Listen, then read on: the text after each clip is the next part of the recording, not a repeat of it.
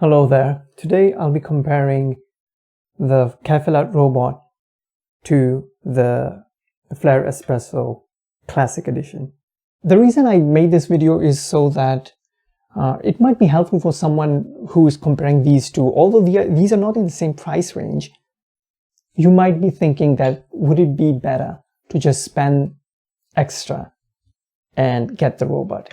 So first I'm going to start off with the basic obvious differences. This requires one hand. You could use two hands if needed, but this requires two hands. You could try using one hand, but I would not recommend it because it has a tendency, especially when there's pressure building up in the basket, it has a tendency of tipping over if you use one hand. So that's one of the obvious differences. The second thing is the number of parts that this has. As you can see, but let's count it. So the robot has 1, has 2, 3, 4, 5, 6, and if needed, 7. But realistically speaking, what you really need is just 1, 2, 3, 4. You could get away with it, but it's really recommended that you use the shower screen. Now, looking at the Flair, it's 1, 2, 3, 4, 5, 6, 7, 8, 9, 10, 11. Now, you could say that you could use the dosing cup as a temper as well. In fact, the way it's designed, it is meant to be used as a temper as well. But still, it's just too many moving parts, and I've had this for I think around 2 years, and I thought getting the robot would be an upgrade. One, because it uses less parts. It's just easier to clean, easier to manage.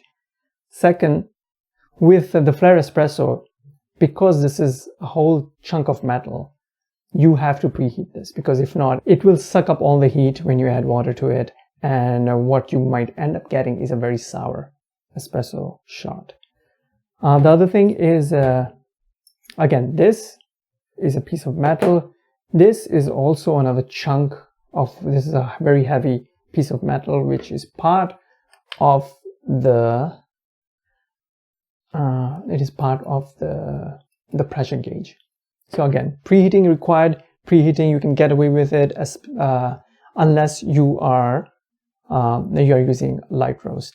Now the other thing is with the Flair, the space at the bottom is not too wide, but it's still wider than what you have with the robot. So I'm using this reasonably inexpensive coffee scale, and it fits pretty well, just about the size of the space that I have at the bottom here. With the robot, as you can see, it doesn't fit. So what I have to do is put it at an angle. Right, which it's a bit annoying, but it's doable. But I do prefer that the space at the bottom is a bit wider.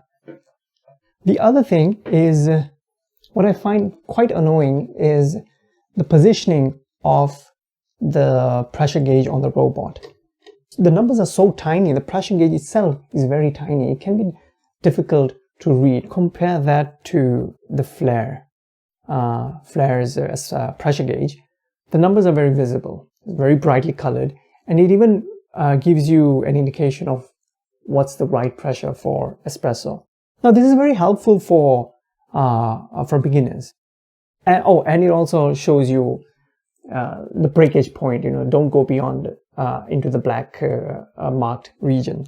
Now let me go over the process of making espresso in this.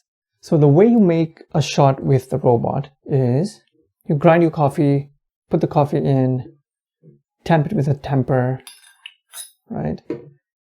Put the shower screen on top here, put the basket in here, pour the water, lift the arms, put it in. You have to put it in the center and then slide it to the left. And then you just press down and you get espresso, right? Simple enough. With this, There are two ways of preheating. You could heat the water and then block the bottom of it, pour the water inside, and then dump it out.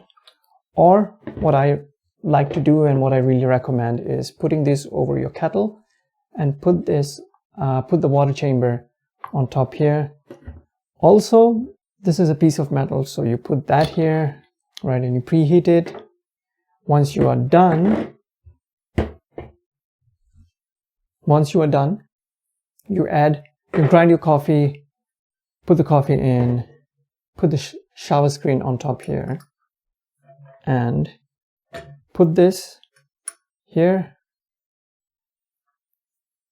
Take this out, put the water chamber on top here, pour the water in, connect these two together, put this on top here, and press the water out. You get espresso. Let's say you want to make a second shot. What do you do then? Just lift the arms up, take the basket out, and when taking the basket out, you need to tilt it a little bit, because sometimes what happens is this basket will get stuck here. That's not a big deal. You take it out, you tilt it a little bit, take the shower screen out, take the puck out, and then you just rinse it, wipe it, and repeat, right? With this one, however, you take this whole piece together out,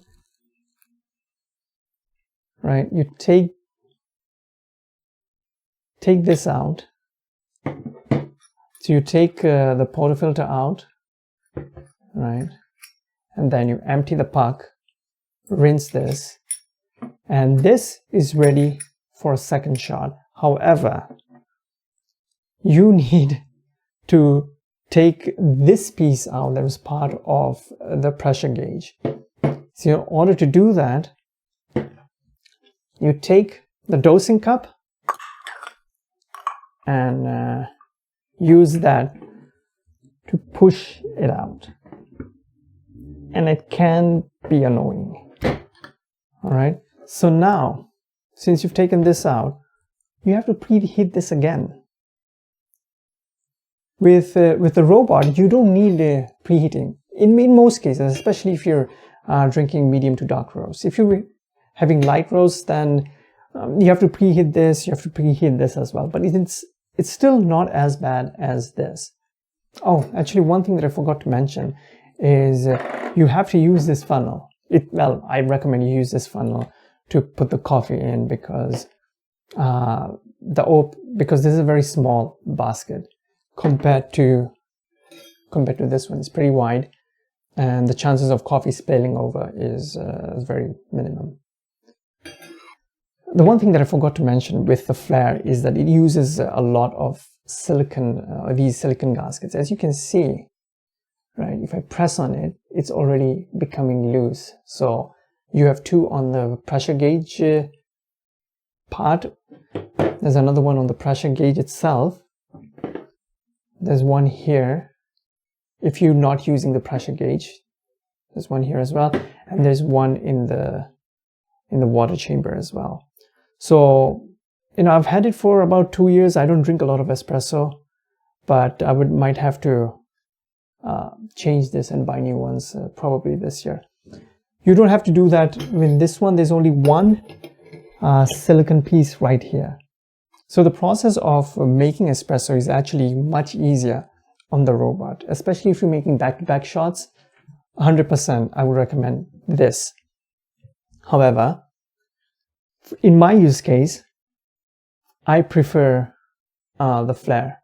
For one, the pressure gauge is actually much better much more visible on the Flair. However, you could upgrade this with third-party pressure gauges, which are much more legible, and you could put it at the back of the robot. So when you're pressing, you're looking down on it, right? With this one, this moves so that you could, depending on your height, say if you're a bit shorter, you can keep it here. If you're much taller, you can turn it around and still see it from the top. So, but regardless, I like the pressure gauge better on the Flair. The other thing is there's more space at the bottom. There's a little space here. Now, one of the things that I didn't realize before getting the robot is what I would do is I'll do a pre-infusion, and once I see drops of coffee coming out, then I'll start my timer on my phone, right? And then I'll hold it, and then I'll press out the remaining of the water. With this one, both my hands are occupied. So if I need to take one hand off and start the timer on my phone, what would happen is I would have to be very careful to hold the same amount of pressure with one hand. What usually happens is, because there's so much pressure here, what I end up doing is tipping the robot over. I haven't tipped it over completely, but you know, it has happened when the whole robot lifted to the side. The other thing is, more often than not, I won't be able to keep the same amount of pressure. So the puck gets lifted a bit, jerked up, and it messes the coffee bed. That's another thing. So one more thing, again, this is only in my use case. I don't drink a lot of coffee. I use much less coffee because I try to limit my caffeine consumption. This is a smaller, narrower basket, so you can easily get a good height to get the amount of pressure that you will need. This is a much wider basket, so you need more coffee to get the same amount of pressure, or you have to grind much finer, way finer than the Flair Espresso basket. To the point that I kept grinding. I used the Comandante C40 Mark IV, and I kept grinding finer and finer to the point where there were coffee grounds in my espresso shot, and it adds to the mouthfeel and the body of the shot. I personally prefer a clear shot that has more clarity in it, and the Flair Espresso gets me there compared to the robot. The other thing is when tamping, what I usually do is I use my thumbs and two index fingers to tamp, so that I'm able to level it properly. With this, since the basket is so deep, I cannot get my fingers in to tamp it at a level. Also, the height of the tamper is not it's not tall enough. You see that, and even now you can see it's right. It's not horizontally leveled, right? So sometimes what happens is, in my case, I end up pressing the puck at an angle, which again, it doesn't produce the best espresso shot that it could have if it was level. So for those reasons, despite this having a lot more parts, a lot more work in terms of preheating, I would still prefer this for two main reasons. It uses less, actually three main reasons.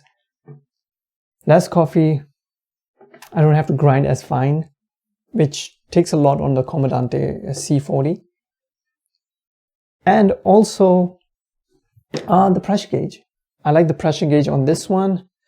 There's more space at the bottom. Actually, these are more than three reasons, but anyway. And and yes, using one hand and the other hand to start the timer for pre-infusion. So for those reasons, I actually will stick to the Flair Espresso. Initially, I thought that it would be an upgrade to get the robot. These two are not in the same price range. If you have the Flair, I think it's a great I think it's a great espresso maker.